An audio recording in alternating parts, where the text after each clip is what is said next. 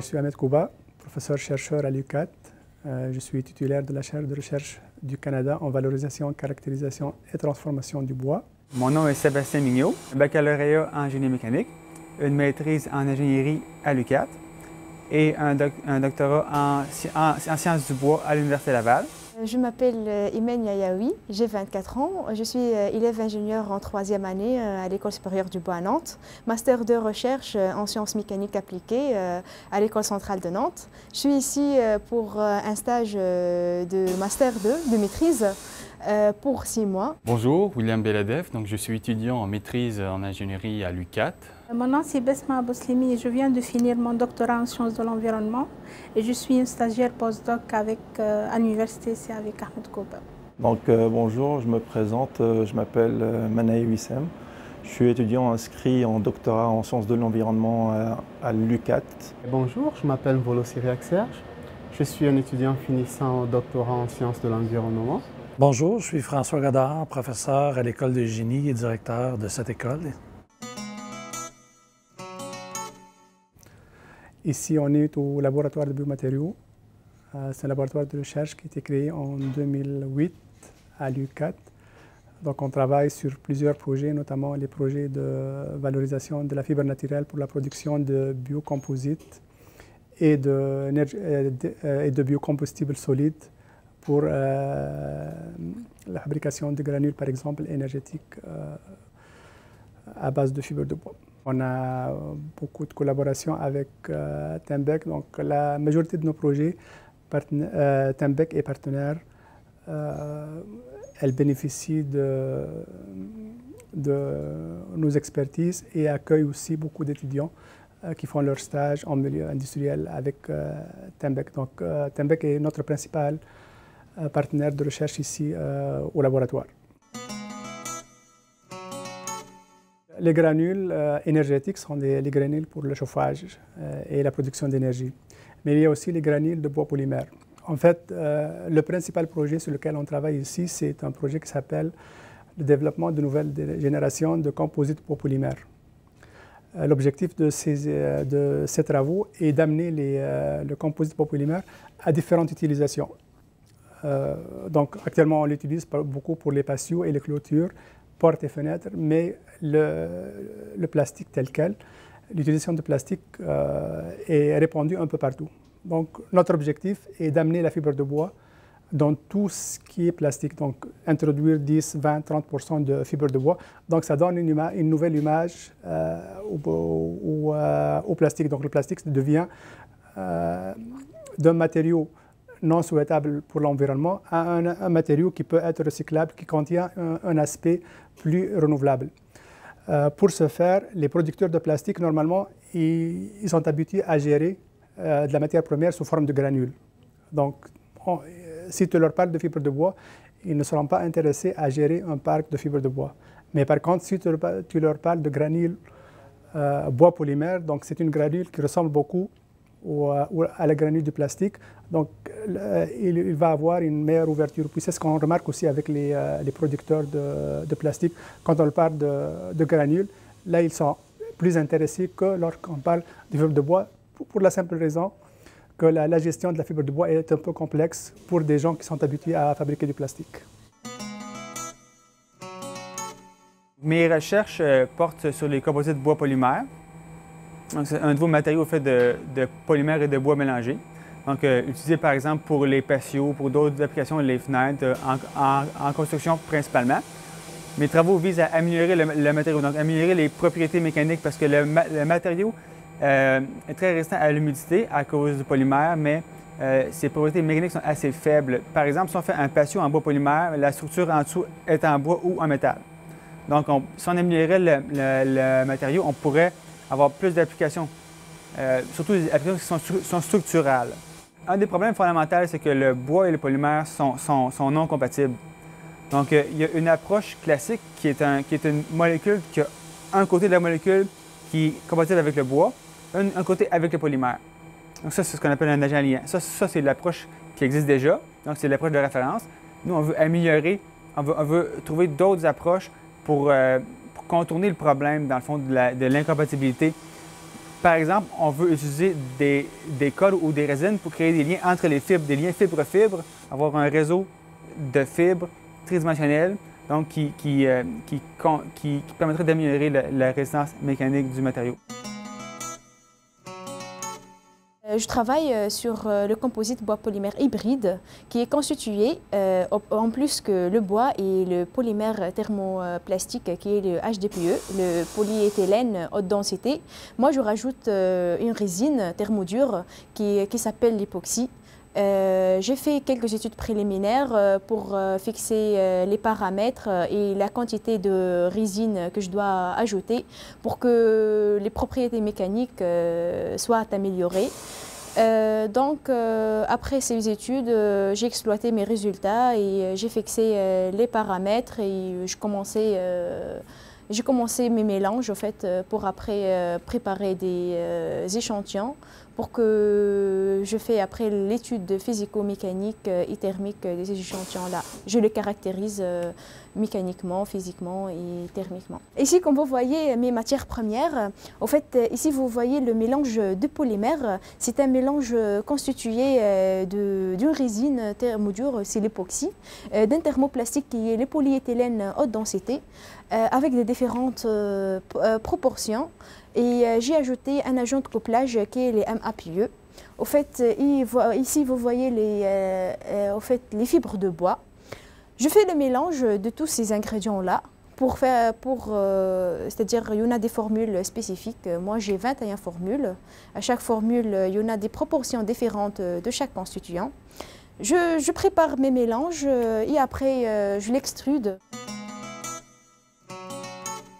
Comme vous voyez, au fait, mon mélange est prêt et maintenant je vais l'extruder. Comment j'extrude? Au fait, ici, il y a un système d'exploitation où je peux régler les paramètres de l'extrudeuse, qui sont essentiellement les températures de 3 zones de l'extrudeuse. Au fait, ces paramètres-là ont une influence sur le composite. Donc, à partir de mes études préliminaires et mes résultats, j'ai arrivé à fixer ces paramètres-là. Il y en a aussi la vitesse, et moi je travaille avec variation de vitesse, j'utilise 3 vitesses différentes pour savoir leur impact sur mes échantillons. Après ici, on peut mettre, en fait, après le réglage de paramètres, on lance l'extrusion. On alimente l'extrudeuse par là, en fait, on met le mélange. Et ici, on reçoit en fait, comme matière des fils de matière qui rassemble à ça. En fait, comme on fait pour faire des spaghettis ou on extrude, donc nous on extrude un mélange de bois polymère.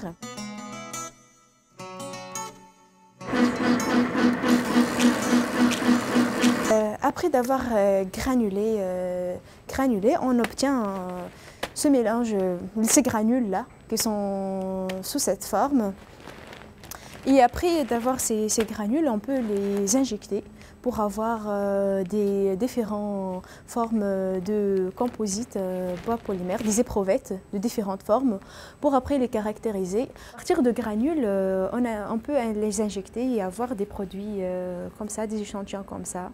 Et on a des autres formes. Celui-là est destiné pour être caractérisé en termes de traction. Il y en a des échantillons de flexion qui sont un petit peu rectangulaires. Il y en a des échantillons circulaires destinés au gonflement en épaisseur. Le sujet de maîtrise, c'est de produire des granules avec un pouvoir calorifique augmenté, boosté en quelque sorte. Donc si vous savez qu'en région, on a beaucoup de bouleaux.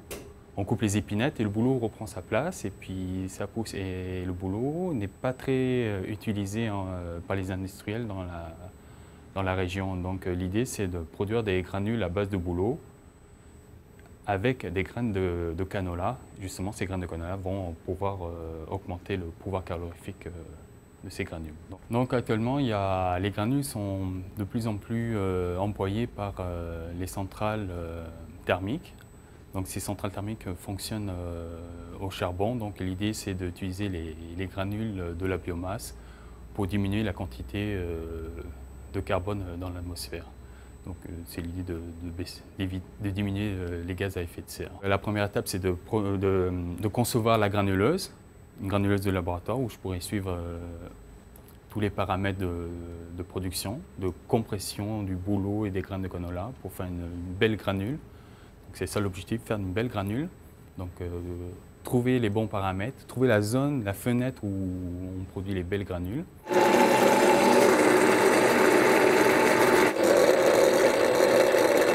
Je vise à produire des belles granules industrielles. Donc ces granules doivent être assez solides. Quand on les transporte, comme par exemple ou qu'on les aspire avec un aspirateur, il ne faut pas qu'elles produisent trop de poussière.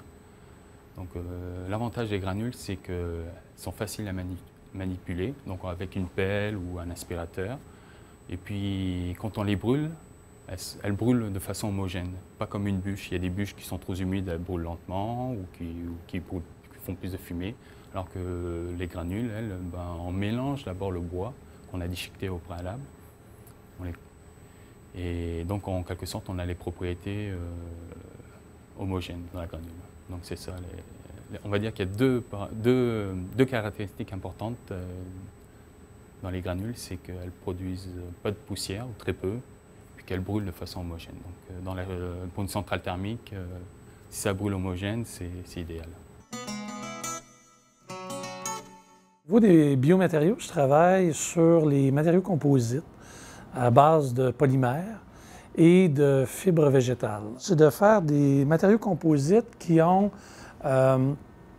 si on veut, le meilleur des deux mondes entre la résine et les résidus forestiers.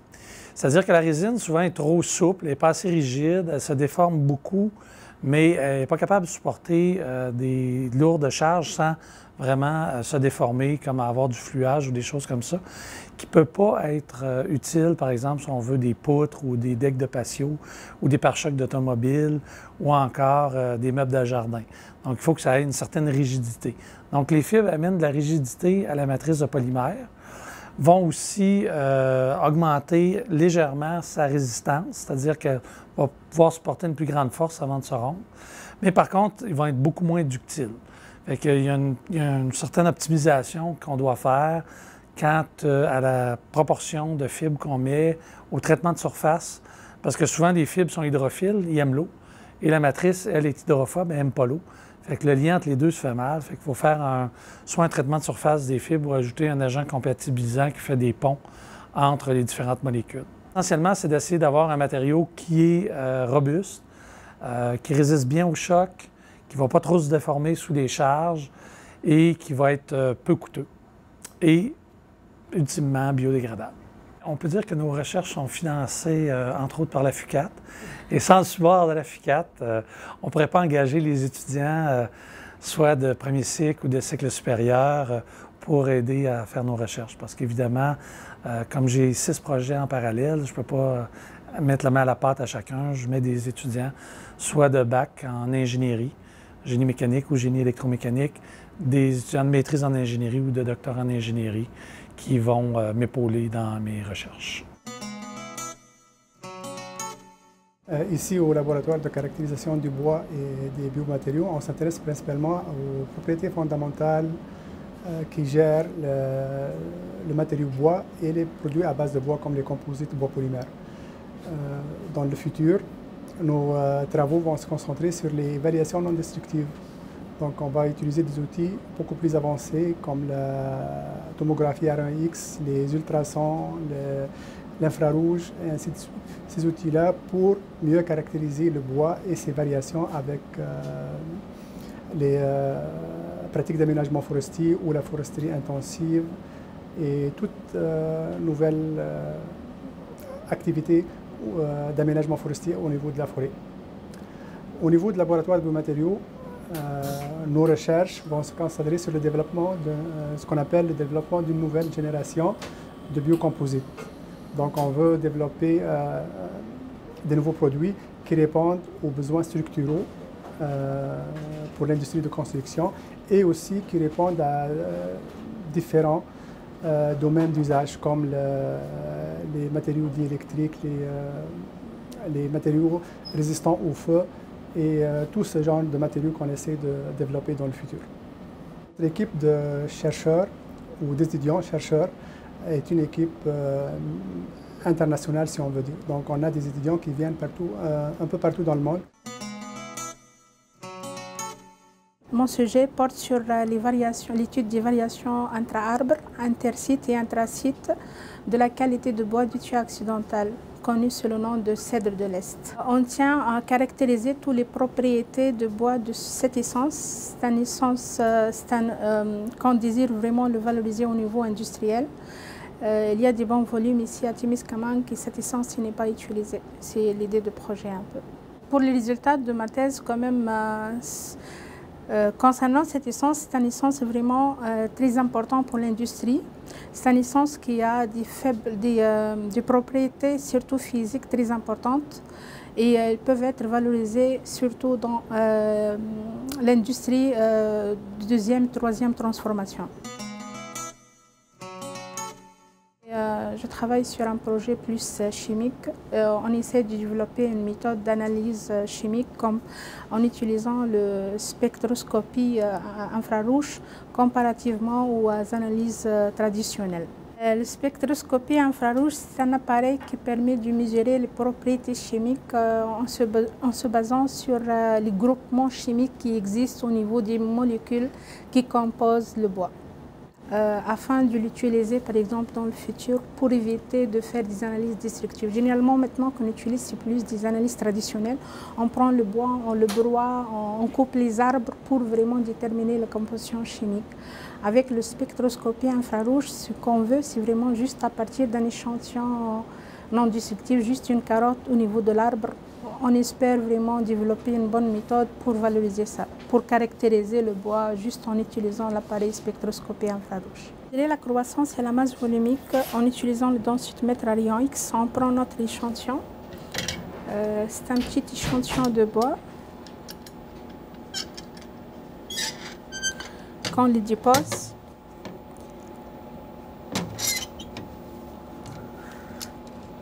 on les dépose à l'intérieur de l'appareil. En se basant sur une étude sur le rayon infrarouge, rayon X un peu, le densitomètre elle est capable de lire la masse volumique ou la densité cerne par cerne chaque année, que ce soit au niveau d'un cerne ou bois initial, bois final qui forme un cerne et la croissance aussi annuelle. Ici par exemple, les résultats, ils donnent, ça c'est un profil, c'est un échantillon qui est scanné et analysé, ça c'est le profil, le résultat en fait. Ici on voit pratiquement la variation de la masse volumique chaque cerne annuel. C'est important de déterminer la composition chimique d'une essence donnée pour bien déterminer le domaine de son usage. Par exemple, si une essence est très riche en cellulose, on peut le valoriser dans la fabrication du papier. Donc, je travaille sur un projet intitulé « Caractérisation des attributs de la qualité du bois du peuplier faux-trempe et la valorisation de cette espèce, de cette essence pour des usages nouveaux ».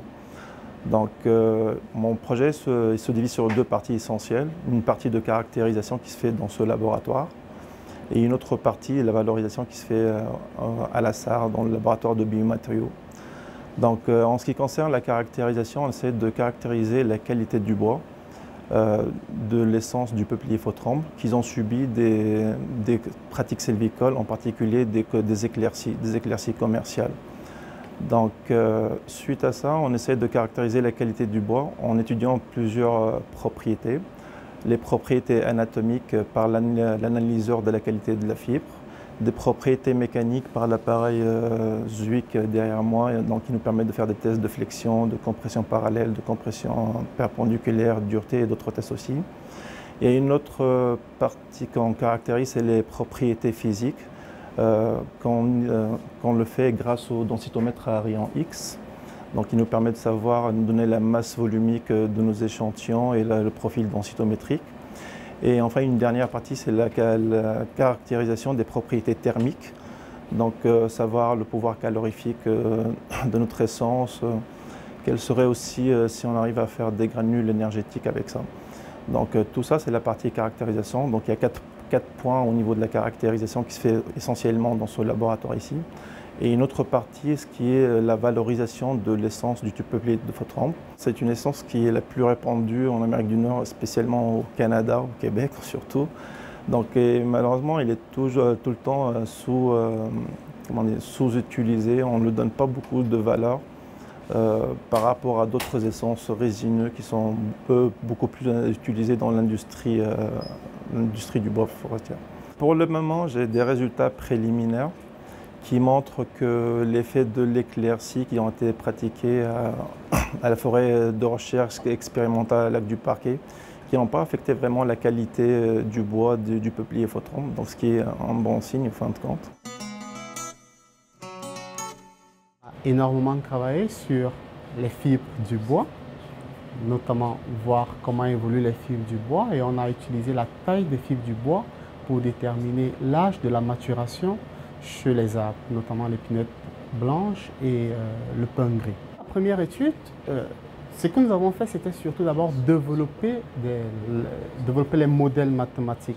Développer les modèles mathématiques et statistiques pour déterminer ce qu'on appelle en industrie du bois l'âge de transition, dans le moment auquel l'arbre passe de l'enfance ou de l'adolescence à la maturité. Et les modèles qu'on a utilisés nous permettent de dire que les âges de transition qu'on trouve comme étant du bois mature correspondent à la description pratique de la qualité du bois. Ça, c'est le premier aspect. Et on a trouvé également qu'il est possible de prédire la longueur des fibres du bois.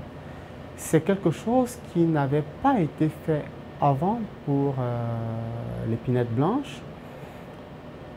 Et on a réussi à établir un modèle qu'on peut donner maintenant aux sylviculteurs pour dire, OK, si ton arbre a tel diamètre, s'il a tel diamètre des fibres, si la hauteur est celle-ci, voilà les facteurs à faire entrer dans ton équation et voilà à quoi va ressembler ton arbre à 45 ans. Et pouvoir prédire à 10 ans seulement à quoi ressemblera l'arbre 50 ans plus tard, à quoi ressembleront les fibres 50 ans plus tard, c'est extrêmement intéressant d'un point de vue pratique. Parce que dans la région, on vit de l'industrie forestière et la concurrence est devenue pas mal rude. Alors il faut que l'industrie forestière canadienne en général, québécoise et abitibienne en particulier, soit plus forte. Et pour ça, il faut savoir où on s'en va. Il faut quand on plante des arbres, qu'on sache ce qu'on pourra en faire après 10 ans, qu'on sache si ça vaut la peine d'investir dans des produits à valeur ajoutée ou dans des produits traditionnels. C'est ça l'idée. Et pour ce qui est du troisième article, du troisième chapitre de la thèse, ce qu'on a fait, c'est qu'on a récolté des arbres qui venaient de 22 origines différentes.